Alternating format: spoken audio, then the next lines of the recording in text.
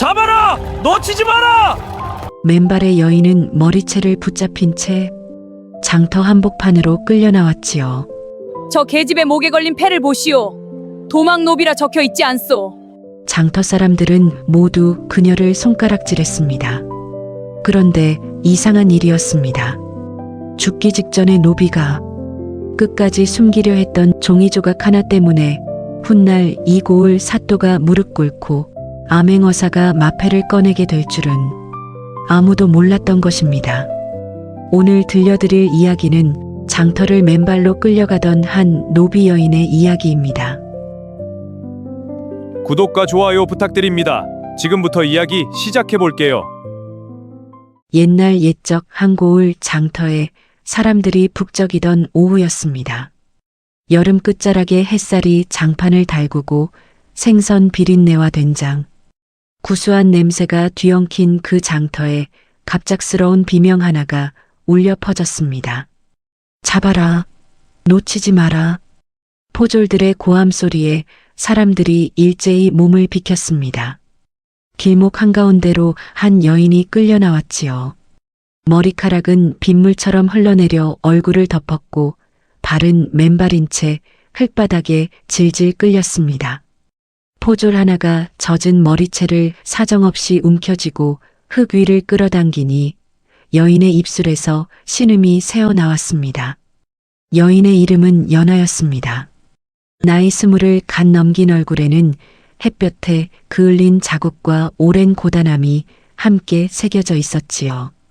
그 눈빛만은 꺾이지 않은 채 형형하게 빛났지만 지금 이 순간 연하에게 손을 내밀어주는 이는 아무도 없었습니다. 장터 한복판에 높다란 평상이 펼쳐지더니 이 고을 좌수 최만덕이 느긋한 걸음으로 걸어 나왔습니다.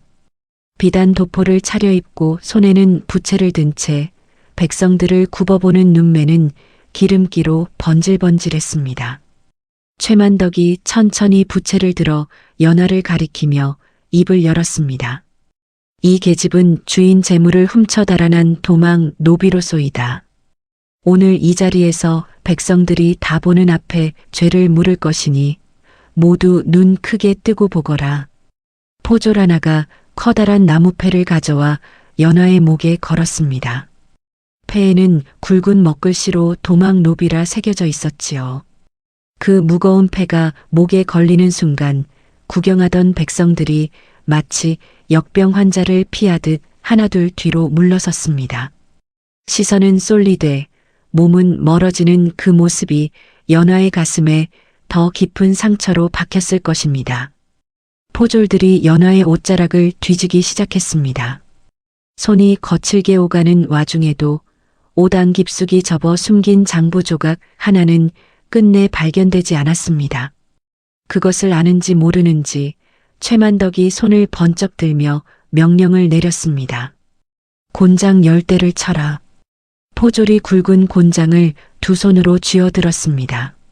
장터에 무거운 침묵이 깔렸지요. 곤장이 허공을 가르며 내려오려는 바로 그 찰나였습니다. 멈추시오. 낯선 목소리 하나가 장터를 가로질렀습니다. 낡은 갓을 눌러쓰고 약 바구니를 등에 맨 사내 하나가 군중을 헤치며 걸어 들어왔습니다. 떠돌이 약장수처럼 보이는 그 사내, 강윤이었습니다. 포졸들이 일제히 비웃었습니다.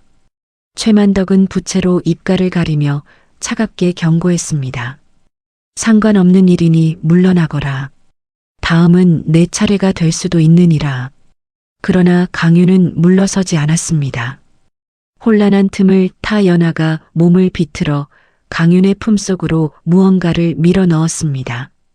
강윤이 손을 더듬자 손가락 끝에 작고 단단한 종이 조각이 잡혔습니다. 펼쳐보니 거기에는 핏빛으로 번진 글씨들이 빼곡했습니다. 최만덕의 얼굴이 순간 굳어졌습니다. 바로 그때 장터 뒤편에서 붉은 불길이 솟구쳐 올랐습니다. 창고 하나가 타오르기 시작했지요. 포졸들이 와르르 불길 쪽으로 달려가며 장터는 삽시간에 아수라장이 되었습니다. 연하는 쓰러진 척하다가 포승줄을 끊고 군중 속으로 몸을 던졌습니다. 장판 위로는 뒤엉킨 발걸음 소리와 고함 소리만이 뒤섞인 채 메아리 쳤습니다. 장터의 불길과 고함 소리가 채 가시지 않은 그날 밤이었습니다. 하늘은 낮부터 잔뜩 흐려 있더니 해가 지기 무섭게 굵은 빗줄기를 쏟아붓기 시작했습니다. 빗소리가 기왓장을 두드리고 처마 끝에서 폭포처럼 흘러내리는 그 밤, 연하는 술상을 두 손으로 받쳐들고 창고 쪽으로 걸음을 옮기고 있었습니다. 최만덕의 창고는 집 안채에서 멀찍이 떨어진 뒤뜰에 자리하고 있었습니다. 평소에는 곡식과 비단을 쌓아두는 곳이었지만 이날 밤만큼은 안에서 희미한 불빛이 새어나오고 있었지요. 연하가 창고 문 앞에 다다랐을 때 안에서 낮고 급한 목소리들이 흘러나왔습니다. 문틈으로 들여다보니 최만덕이 측근 두엇을 거느리고 두꺼운 장부 묶음을 화로에 던져넣고 있었습니다. 불길이 치솟을 때마다 그의 얼굴이 벌겋게 물들었습니다. 장부에는 노비 매매 기록과 뇌물을 주고받은 날짜, 액수가 빼곡히 적혀 있었는데 그것들이 하나씩 재가 되어 사라지고 있었습니다. 그때였습니다. 한쪽 구석에서 늙은 하인 하나가 무릎을 꿇은 채 손을 모으고 있었습니다. 나으리, 이러시면 아니 되옵니다. 억울하게 팔려간 아이들이 얼마인데. 최만덕의 눈빛이 차갑게 굳었습니다. 그가 팔을 번쩍 들어 늙은 하인의 뺨을 내리치자 하인이 옆으로 쓰러졌습니다. 그것으로 끝이 아니었습니다. 최만덕의 측근이 천천히 걸어가 쓰러진 하인의 목을 두 손으로 조이기 시작했습니다. 하인의 발이 한 번, 두 번 바닥을 구르다 이내 멈추었습니다. 연하는 숨을 틀어막았습니다. 손이 떨렸습니다. 그 바람에 들고 있던 술병이 창고 문짝을 건드리며 바닥에 떨어져 산산이 깨지고 말았지요. 날카로운 소리가 빗소리를 뚫고 울렸습니다. 누구냐? 최만덕이 벌떡 일어서며 소리쳤습니다. 연하는 몸을 돌려 창고 뒤쪽으로 달아났습니다. 등 뒤에서 발소리가 쏟아졌습니다. 숨을 곳을 찾아 어둠 속을 더듬는데 등 뒤에서 가느다란 소리가 들렸습니다. 아가, 죽어가던 늙은 하인이었습니다. 어느새 기어 나왔는지 손을 내밀어 연하의 손목을 잡았습니다. 하인의 손에는 장부에서 찢어낸 종이 조각이 쥐어져 있었지요. 연하가 그것을 받아쥐자 하인이 마지막 숨을 모아 말했습니다. 절대로 저자에게 돌려주지 마라. 그것이 하인의 마지막 말이었습니다. 연하는 종이 조각을 옷 안깊숙이 접어 넣었습니다. 그리고 어머니 유품인 반쪽 가락지를 품속에 꼭 쥔 채 맨발로 빗속을 달리기 시작했습니다. 뒤에서는 횃불이 흔들리며 따라왔고 포졸들의 고함이 빗소리에 섞여 사방에서 울려 퍼졌습니다. 연하의 발바닥 아래로 차가운 흙과 돌멩이가 번갈아 스쳤습니다. 넘어질 것 같았지만 멈출 수 없었습니다. 횃불빛이 등 뒤에서 점점 가까워지고 있었으니까요. 연하가 빗속을 달려 몸을 숨긴 다음 날 아침이었습니다. 고을은 언제 그랬냐는 듯 평온한 얼굴로 깨어났지만 장터 곳곳에는 어젯밤 혼란의 흔적이 남아 있었습니다. 뒤집힌 좌판, 밟힌 곡식자루, 그 으름이 번진 창고벽. 그 사이를 사람들이 모른 척 지나쳐 갔습니다. 연하는 허름한 주막 처마 밑에 웅크리고 있었습니다. 배는 아침부터 쓰렸지만 동전 한 입 없었지요. 그때 주막 안에서 어린아이 울음소리가 들렸습니다. 어미를 찾는 듯 끊어질 듯 이어지는 울음이었습니다. 연하는 잠시 망설이다 품속에 감춰둔 주먹밥 하나를 꺼내 아이 손에 쥐어주었습니다. 자신도 굶은 채로 말입니다. 연하는 그를 몰랐습니다. 품속에 간직한 장부 조각을 꺼내 들여다보아도 글씨인지 그림인지 분간이 되지 않았습니다. 손가락으로 한자 한자 더듬어 보았지만 그것이 무엇을 뜻하는지 알 길이 없었지요. 그럼에도 연하는 그 종이 조각을 버리지 않았습니다. 죽어가던 늙은 하인이 마지막 숨을 모아 건네준 것이었으니까요. 장터 한편에서는 떠돌이 약장수 강윤이 좌판을 펼치고 있었습니다.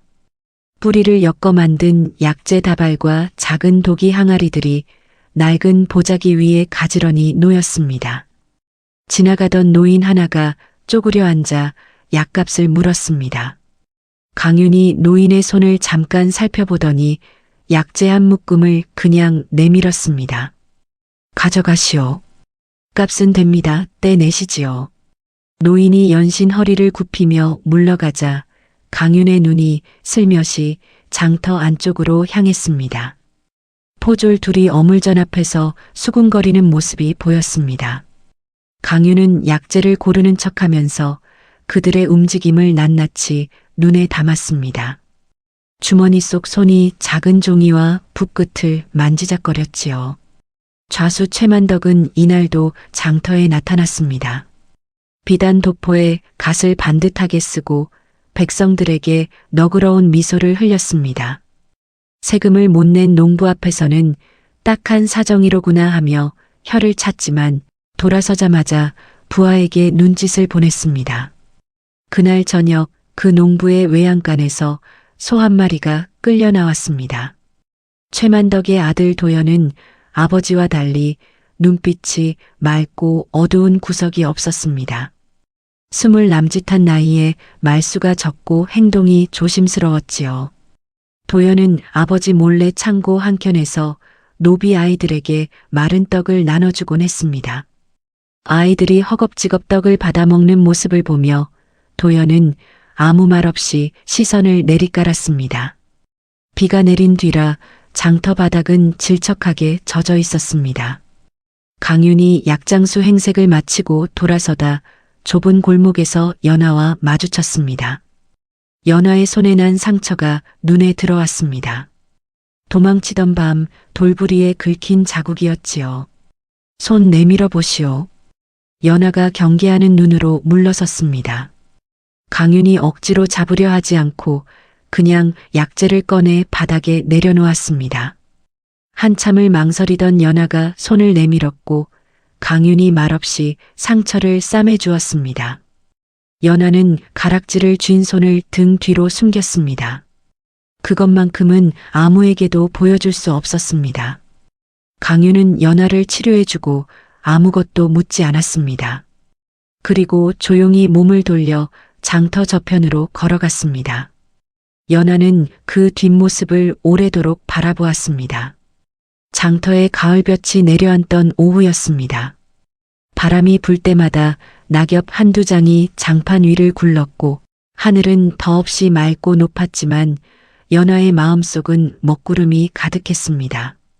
연하는 사흘째 장부 조각을 품에 안은 채 숨어 지내고 있었습니다.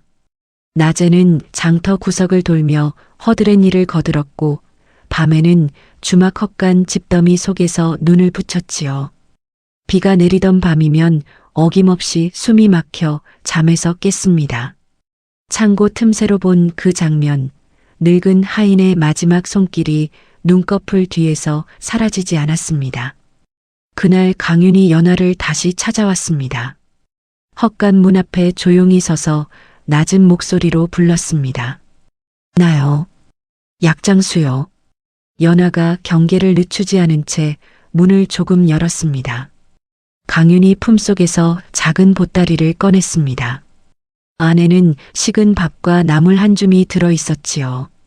연하는 받지 않으려다 배에서 소리가 나자 못 이기는 척 받아들었습니다.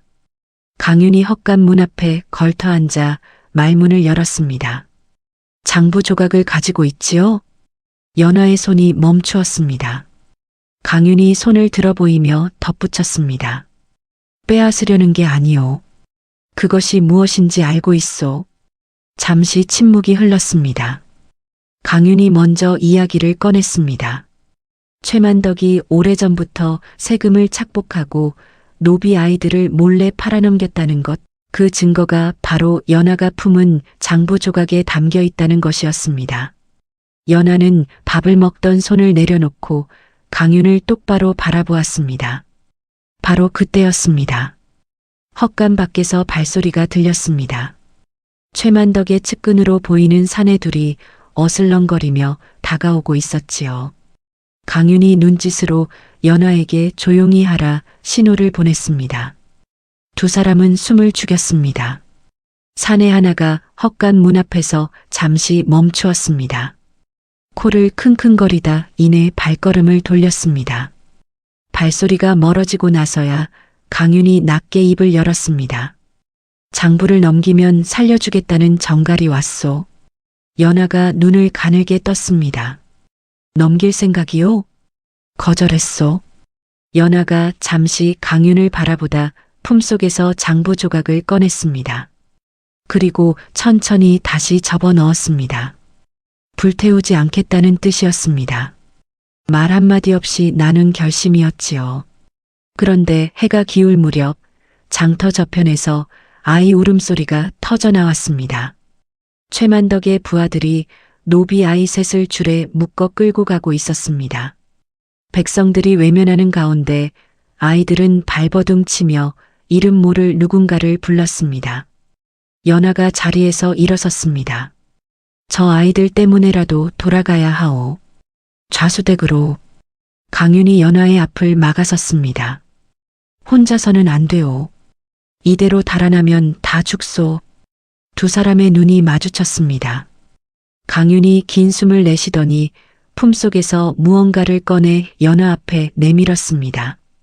신분패한 조각이었습니다. 전부를 보여주지는 않았지만 거기 새겨진 문양만으로도 범상치 않음을 알 수 있었습니다.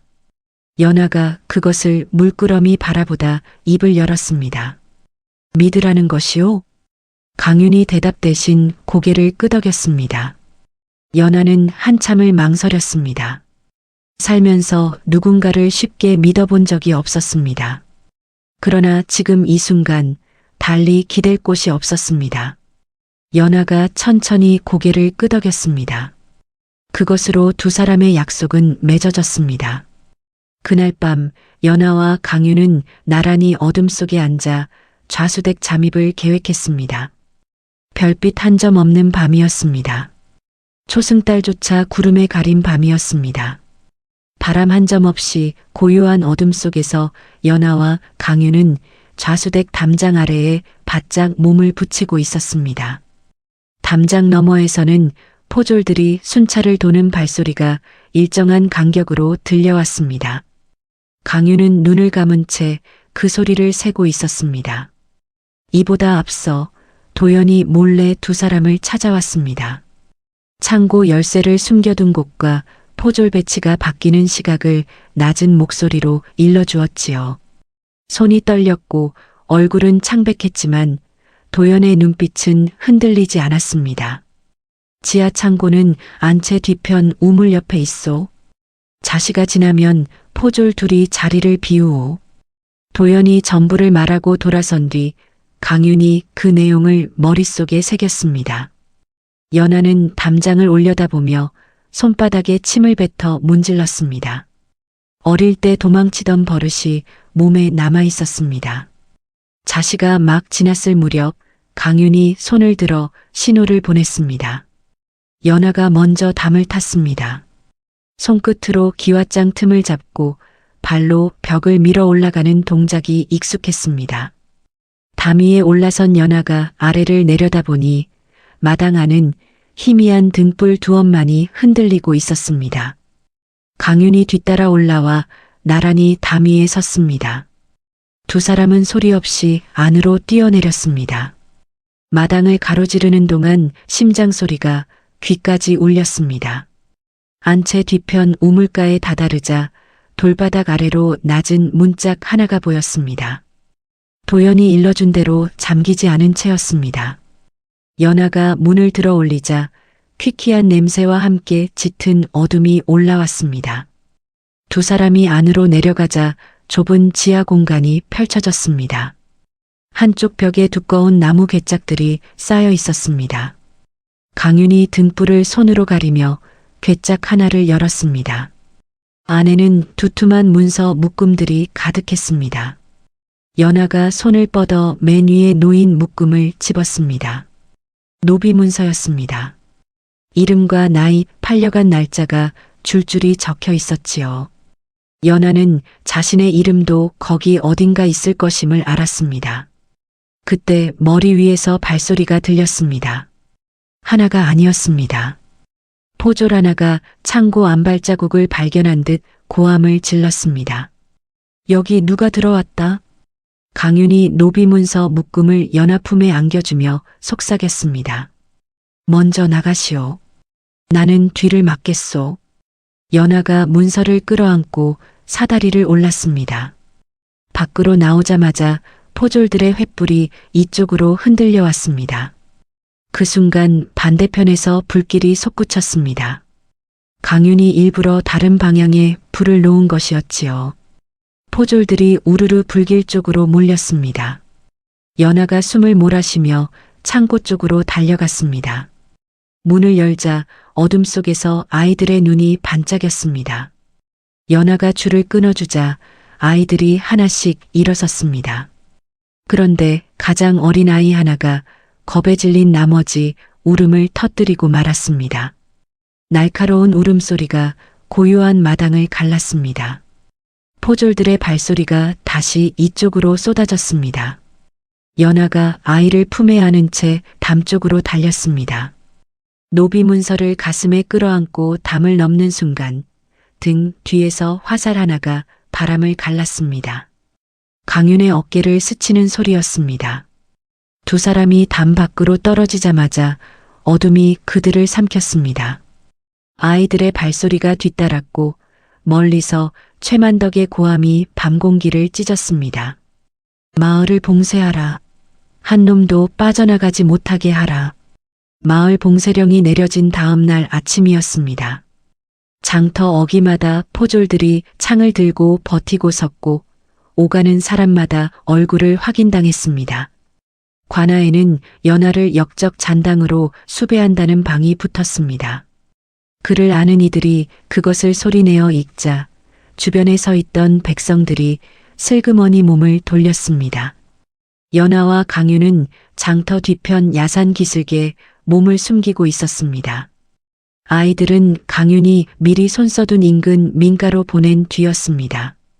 강윤의 어깨에서는 밤새 피가 배어나왔습니다. 연아가 옷자락을 찢어 상처를 동염했지만 천이 금세 붉게 물들었지요. 그날 저녁 더 이상 버틸 수 없어 두 사람은 장터 어귀 주막으로 내려왔습니다. 주막을 지키던 늙은 노파가 두 사람을 보더니 말없이 뒷방문을 열어주었습니다. 된장찌개 한 그릇과 보리밥을 내어주며 노파가 낮게 중얼거렸습니다. 내 평생 억울한 것들 많이 봤소. 들어오시게. 연아가 밥그릇을 두 손으로 감싸쥐었습니다. 오랜만에 느끼는 온기였습니다. 그러나 이튿날 새벽 포졸들이 주막으로 들이닥쳤습니다. 노파가 두 사람을 숨겨준 것이 탄로난 것이었지요. 연아와 강윤은 뒷문으로 몸을 피했지만 노파는 그 자리에서 포졸들에게 끌려갔습니다. 끌려가면서도 노파는 뒤를 돌아보지 않았습니다. 두 사람이 다시 야산으로 올라와 숨을 고르는데 강윤이 품속에서 반쪽 가락지를 꺼내 들었습니다. 연아가 그동안 숨겨왔던 것이었습니다. 강윤이 가락지를 손바닥 위에 올려놓고 자세히 들여다보았습니다. 이것 어디서 난 것이오? 어머니 유품이요. 강윤의 눈빛이 가늘어졌습니다. 가락지 안쪽에 새겨진 문양이 낯설지 않았습니다. 오래전 뒤적인 영모 사건 기록 속에서 본 것과 같은 모양이었지요. 강윤이 천천히 입을 열었습니다. 혹시 어머니 성함이 어찌 되시오? 연아가 눈썹을 찌푸리며 대답했습니다.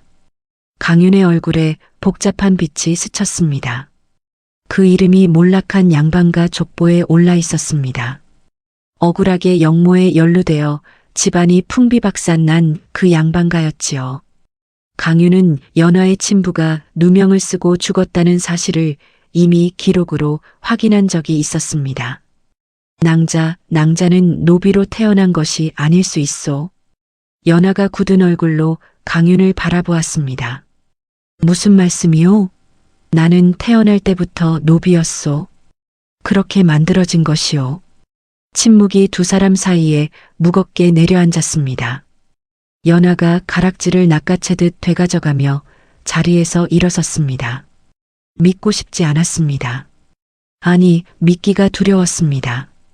오래도록 노비로 살아온 삶을 통째로 뒤흔드는 말이었으니까요. 강윤이 조용히 덧붙였습니다. 나는 처음부터 이 고을 좌수를 조사하러 왔소. 낭자를 이용하려 한 것이 아니오. 하지만 그렇게 들릴 수도 있다는 것을 알고 있소. 연하가 등을 돌린 채 대답하지 않았습니다.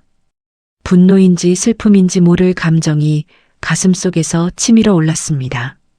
그때 산 아래에서 다급한 발소리가 올라왔습니다. 도연이었습니다. 숨을 헐떡이며 올라온 도연의 얼굴이 흙빛이었습니다. 아버지가 내 방을 뒤졌소. 숨겨둔 진짜 장부를 찾아냈는지도 모르오. 강윤이 벌떡 일어섰습니다. 연하도 몸을 돌렸습니다. 두 사람의 눈이 마주쳤습니다. 아직 풀리지 않은 감정이 남아 있었지만 지금은 그것을 붙들고 있을 때가 아니었습니다. 산 아래 좌수댁에서 고함 소리가 터져 올라왔습니다. 그리고 이내 도연이 붙잡혔다는 소식이 뒤따랐습니다.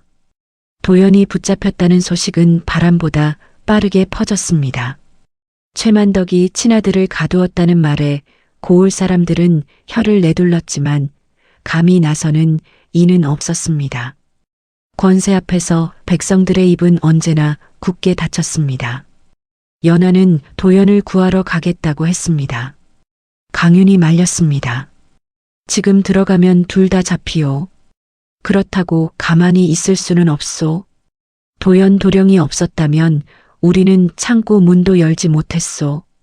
강윤이 입술을 다물었습니다. 반박할 말이 없었습니다. 결국 두 사람은 날이 어두워지기를 기다렸다가 좌수댁 담장 쪽으로 몸을 낮추어 접근했습니다. 그러나 이번에는 달랐습니다. 담장마다 포졸이 2배로 늘어 있었고 개까지 풀어놓아 지저댔습니다. 연하가 담 위에 올라서는 순간 아래에서 횃불이 일제히 솟구쳤습니다. 저기다. 두 사람은 몸을 돌려 냅다 달렸습니다. 뒤에서 화살이 날아들고 포졸들의 발소리가 땅을 울렸습니다. 강윤의 어깨 상처가 달리는 내내 불덩이처럼 달아올랐습니다. 연하가 앞서 달리며 길을 잡았고 강윤이 이를 악물고 뒤를 따랐습니다. 길이 끊겼습니다. 앞에는 절벽이었습니다. 아래로 강물 소리가 들렸습니다. 뒤에서는 횃불이 점점 가까워졌습니다. 강윤이 아래를 내려다보다 연하를 바라보았습니다. 뛰어내리오. 연하가 잠깐 강물을 내려다보았습니다. 그리고 강윤의 손을 잡았습니다. 두 사람이 함께 어둠 속으로 몸을 던졌습니다. 차가운 물이 온몸을 덮쳤습니다. 강물은 생각보다 깊고 빠르게 흘렀습니다. 연하가 물속에서 버둥거리며 수면 위로 올라오는데 손에 쥐고 있던 무언가가 손가락 사이를 빠져나갔습니다. 어머니 유품인 반쪽 가락지였습니다. 연하가 손을 뻗었지만 가락지는 이미 어둠 속 강물에 잠겨버린 뒤였습니다. 두 사람은 강물에 쓸려 한참을 떠내려가다 강가 모래밭에 겨우 몸을 걸쳤습니다. 강윤이 모래 위에 쓰러지자마자 어깨 상처에서 피가 다시 흘렀습니다. 연하가 강물 속을 한동안 바라보다 무릎을 꿇었습니다. 그리고 소리 없이 어깨를 흔들었습니다. 가락지만이 아니었습니다. 품속에 감춘 장부 조각도 빗물에 젖어 글씨 일부가 번져 있었습니다. 애써 지켜온 것들이 손가락 사이로 모래처럼 흘러내리는 것 같았습니다. 연하의 오열이 강물 소리에 섞여 사라졌습니다. 강윤이 상처를 움켜쥔 채 몸을 일으켜 연하 곁에 앉았습니다. 한동안 아무 말도 하지 않았습니다. 밤바람이 두 사람의 젖은 옷을 훑고 지나갔습니다. 얼마 뒤 강윤이 입을 열었습니다. 더 이상 숨어 있을 수 없소. 내가 정체를 밝히겠소. 연하가 눈물이 번진 얼굴을 들었습니다. 그러면 낭자도 위험해지요. 도연 도령이 갇혀 있소. 주막 높아도 옥에 있소. 이 이상 더 잃을 수는 없소. 그때 강 건너편에서 희미한 불빛 하나가 흔들렸습니다. 그 불빛을 바라보던 연하의 눈이 갑자기 커졌습니다. 강물 위에 무언가가 걸려 있었습니다. 모래톱에 걸린 나뭇가지 사이로 반짝이는 것이 보였습니다. 연하가 물속으로 손을 뻗었습니다. 차가운 금속의 감촉이 손끝에 닿았습니다. 가락지였습니다. 강물이 떠내려가다 모래톱에 얹혀 있었던 것이지요. 연하가 가락지를 쥔 손을 가슴에 가져다 댔습니다. 한참 만에 긴 숨을 내쉬었습니다. 다음 날 아침 장터에 새로운 방이 붙었습니다. 최만덕이 도연을 죄인으로 내세워 장터 한복판에서 공개 처형을 하겠다는 것이었습니다. 날짜는 사흘 뒤였습니다. 연하가 방을 바라보며 천천히 몸을 일으켰습니다. 도망치는 발이 아니라 장터를 향해 걸어가는 발이었습니다. 사흘이 흘렀습니다. 가을 하늘은 더없이 맑았지만 장터에는 무거운 기운이 드리워져 있었습니다. 처형날이라는 소문이 퍼지자 상인들은 좌판을 반쯤 걷었고 아이들을 데리고 나왔던 어미들은 서둘러 발길을 돌렸습니다. 장터 한가운데에는 커다란 형틀이 세워졌고 포졸들이 그 주위를 에워쌌습니다. 강윤은 이틀 전부터 움직이고 있었습니다. 어깨 상처를 질끈 동여맨 채 밤새 먼 길을 달려 관군을 불러 모았습니다. 암행 출두 날짜를 앞당긴 것이었지요. 그러나 관군이 당도하려면 아직 시간이 필요했습니다. 그 시간 동안 장터에서는 도연의 처형이 시작될 참이었습니다. 연하는 장터가 내려다 보이는 언덕 위에 숨어 형틀을 바라보고 있었습니다.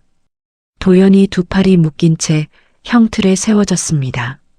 얼굴은 사흘간의 고문으로 퉁퉁 부어 있었고 입술은 갈라진 채 피딱지가 앉아 있었습니다. 그러나 도연은 고개를 꼿꼿이 세운 채 앞을 바라보고 있었습니다. 최만덕이 평상 위에 올라섰습니다. 비단 도포는 여전히 반듯했고 목소리는 여전히 고울을 가득 채웠습니다. 이자는 집안의 재물을 훔치고 죄인들을 도운 불효자이니라. 오늘 이 자리에서 죄를 묻겠노라. 백성들이 술렁였습니다. 아버지가 아들을 형틀에 세운다는 것이 믿기지 않는 눈치였습니다. 그러나 포졸들의 창끝이 번뜩이는 앞에서 아무도 입을 열지 못했습니다. 언덕 위에서 연하의 손이 떨렸습니다. 도연을 저 자리에 세운 것은 결국 자신 때문이라는 생각이 가슴을 짓눌렀습니다. 주막 노파가 옥중에서 숨을 거두었다는 소식도 이미 들어 알고 있었습니다. 자신으로 말미암아 선한 사람들이 하나씩 쓰러져 갔습니다. 연하는 눈을 감았습니다. 그러나 눈을 감아도 보였습니다. 허기진 아이에게 밥을 나눠주던 도연의 손이 떨리는 목소리로 창고 위치를 알려주던 도연의 얼굴이 연하 앞에서 선명하게 떠올랐습니다. 도연은 두려우면서도 옳은 일을 한 사람이었습니다. 연하가 눈을 떴습니다. 형틀 앞으로 집행관이 나섰습니다. 포졸 하나가 매를 들어 올렸습니다. 장터에 다시 침묵이 깔렸습니다. 바람도 멎은 것 같았습니다. 그 순간 연하가 언덕에서 일어섰습니다. 몸을 숨기고 있던 수풀을 헤치고 천천히 아래로 내려가기 시작했습니다. 강윤과 약속한 것이 있었습니다. 관군이 당도할 때까지 절대 나서지 말라는 것이었지요. 그러나 지금 이 순간 그 약속을 지킬 수 없었습니다. 맨발이었습니다. 돌멩이와 마른 풀이 발바닥을 찔렀지만 걸음을 늦추지 않았습니다. 장터 어귀에 다다르자 포졸 하나가 연하를 알아보고 소리쳤습니다. 저기 수백의 집이다. 장터 전체가 연하에게로 시선을 돌렸습니다. 연하는 멈추지 않았습니다. 고개를 들고 똑바로 걸어 들어갔습니다. 포졸들이 달려들어 연하의 두 팔을 붙잡았습니다. 최만덕이 형틀에서 눈을 거두어 연하를 바라보았습니다. 그 눈에 차가운 희열이 번쩍였습니다. 잘 왔구나. 둘을 한꺼번에 처리하면 되겠구나. 연하가 포졸들에게 두 팔이 꺾인 채로도 최만덕을 똑바로 바라보았습니다. 눈빛이 흔들리지 않았습니다. 장터 가득한 사람들의 시선이 연하에게로 쏠렸습니다. 바로 그때였습니다. 장터 어귀 쪽에서 말발굽 소리가 울렸습니다. 하나가 아니었습니다. 여럿이 한꺼번에 달려오는 소리였습니다. 먼지가 피어오르며 군관들이 대열을 지어 장터로 들어섰습니다. 그 한가운데 반듯한 관복 차림의 강윤이 있었습니다. 강윤의 손에 마패가 들려 있었습니다. 말발굽 소리가 장터를 가득 채웠습니다. 군관들이 좌우로 벌어지며 길을 열자 강윤이 천천히 말에서 내렸습니다. 낡은 약장수 행색도 떠돌이의 구부정한 걸음도 아니었습니다. 반듯하게 허리를 세우고 마패를 높이 들어 올린 강윤의 목소리가 장터 구석구석까지 울려 퍼졌습니다. 암행어사 출두요. 그 한마디에 장터가 얼어붙었습니다. 포졸들이 손에 쥔 것들을 떨어뜨리며 하나씩 무릎을 꿇었습니다. 최만덕의 측근들이 뒷걸음질을 치다 군관들에게 막혔습니다. 연하의 두 팔을 붙잡고 있던 포졸들도 손을 놓으며 땅에 엎드렸습니다. 최만덕만이 평상 위에서 움직이지 않았습니다. 얼굴은 흙빛으로 변했지만 이내 애써 태어난 척 입꼬리를 올렸습니다. 어사또 이는 고을 죄인을 다스리는 일이요. 과도하게 개입하시는 것 아니오? 강윤이 최만덕을 똑바로 바라보았습니다. 좌수 최만덕, 세금 착복과 노비 불법 매매, 백성 착취의 죄를 묻겠소. 최만덕이 주변을 훑었습니다. 아직 매수해둔 광군 몇이 남아 있었습니다. 최만덕이 눈짓을 보내자 그중 하나가 손을 칼자루로 가져갔습니다. 그러나 강윤이 데려온 군관들이 이미 그들을 에워싸고 있었습니다. 칼은 뽑히지 못했습니다. 바로 그때 형틀에 묶여있던 도연이 몸을 비틀었습니다. 묶인 손으로 더듬어 품속에서 두꺼운 문서 묶음을 꺼냈습니다. 고문을 당하는 내내 몸속 깊이 숨겨두었던 것이었지요. 도연이 그것을 군중을 향해 힘껏 던졌습니다.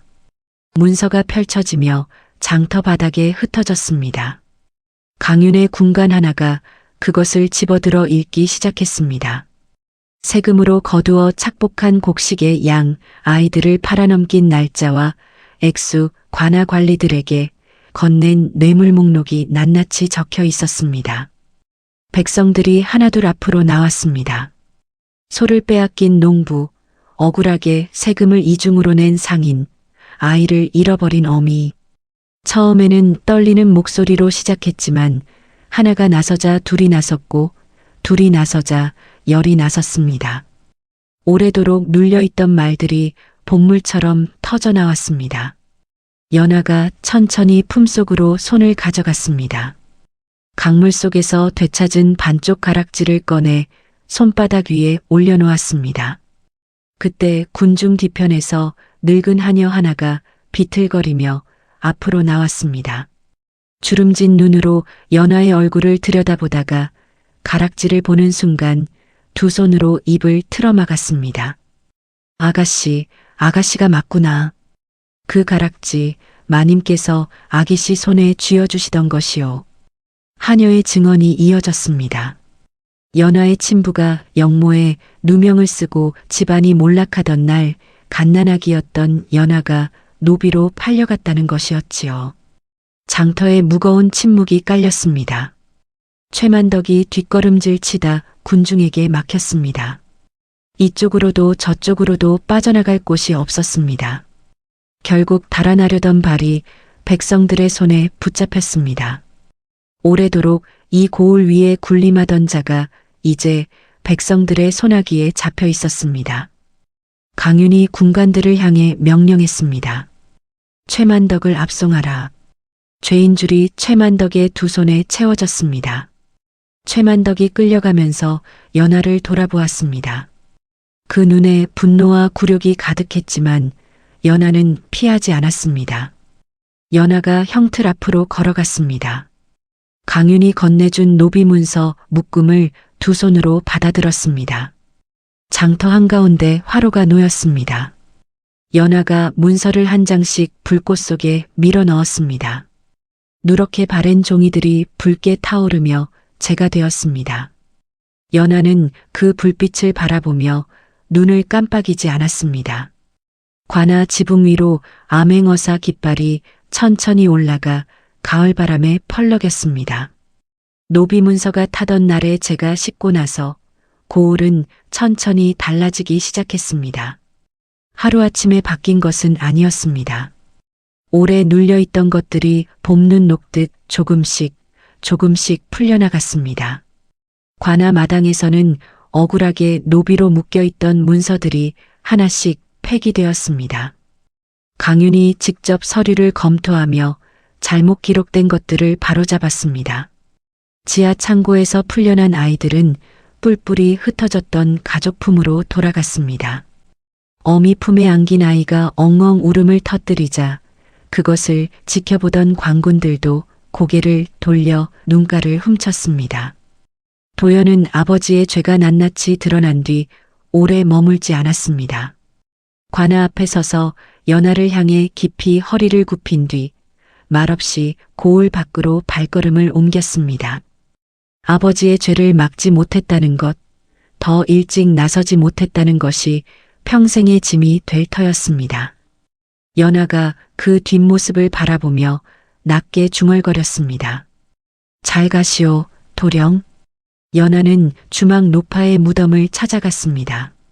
장터 뒤편 야트막한 언덕에 소박하게 봉분이 올라져 있었습니다. 연하가 들고 간 들국화 한 다발을 무덤 앞에 내려놓고 한참을 그 자리에 앉아 있었습니다. 바람이 불어 꽃잎 하나가 날렸습니다. 연하는 그것을 손으로 받아 쥐었다가 다시 놓아주었습니다. 강윤이 관아에서 나오며 연하를 찾았습니다. 손에는 두툼한 문서 하나가 들려 있었습니다. 새로 만들어진 호적 문서였지요. 강윤이 연하 앞에 무릎을 반쯤 낮추어 그것을 건넸습니다. 이제 낭자의 본래 이름으로 살아가시오. 연하가 문서를 받아들고 한동안 들여다보았습니다. 거기 적힌 이름은 연하가 아니었습니다. 태어날 때 받았으나 노비가 되면서 빼앗겨버린 오래도록 입 밖에 내어본 적 없는 이름이었습니다. 연하가 천천히 입술을 열었습니다. 나지막하지만 또렷하게 자신의 본래 이름을 처음으로 소리내어 불렀습니다. 그 소리가 가을 공기 속으로 퍼져나갔습니다. 장터로 돌아오자 달라진 것이 있었습니다. 사람들이 더 이상 연하를 피하지 않았습니다. 어물전 안악이 지나가며 눈인사를 건넸고 떡장수 영감이 손을 들어 보였습니다. 국밥집 상인이 연하를 불러 세우더니 뚝배기 하나를 내밀었습니다. 김이 모락모락 피어오르는 따뜻한 국밥이었습니다. 한 그릇 드시오. 오늘은 내가 내는 것이오. 연하가 두 손으로 뚝배기를 받았습니다. 뜨거운 온기가 손바닥을 타고 올라왔습니다. 눈물이 날 것 같았지만 연하는 웃었습니다. 강윤이 다시 떠돌이 약장수 차림으로 돌아왔습니다. 낡은 갓을 눌러쓰고 약 바구니를 등에 메었습니다. 갈 길이 먼 사람의 차림새였지요. 연하가 다가가자 강윤이 멀리 이어진 길을 바라보며 말했습니다. 세상 곳곳에 아직 조사해야 할 것들이 남아있소. 그렇겠지요. 두 사람은 한동안 아무 말 없이 나란히 서 있었습니다. 강윤이 길을 나서기 전 연하를 한번 돌아보았습니다. 연아가 작게 고개를 끄덕였습니다. 그것으로 충분했습니다. 연아는 가락지를 꺼내 새 끈에 정성스럽게 묶었습니다. 두 조각이 하나가 된 가락지가 목에 걸렸습니다. 하늘을 올려다보니 구름 사이로 햇살이 비스듬히 내려왔습니다. 비가 내리고 있었지만 연아는 처마 밑으로 숨지 않았습니다. 빗속을 그대로 걸었습니다. 발에는 새 신발이 신겨져 있었습니다.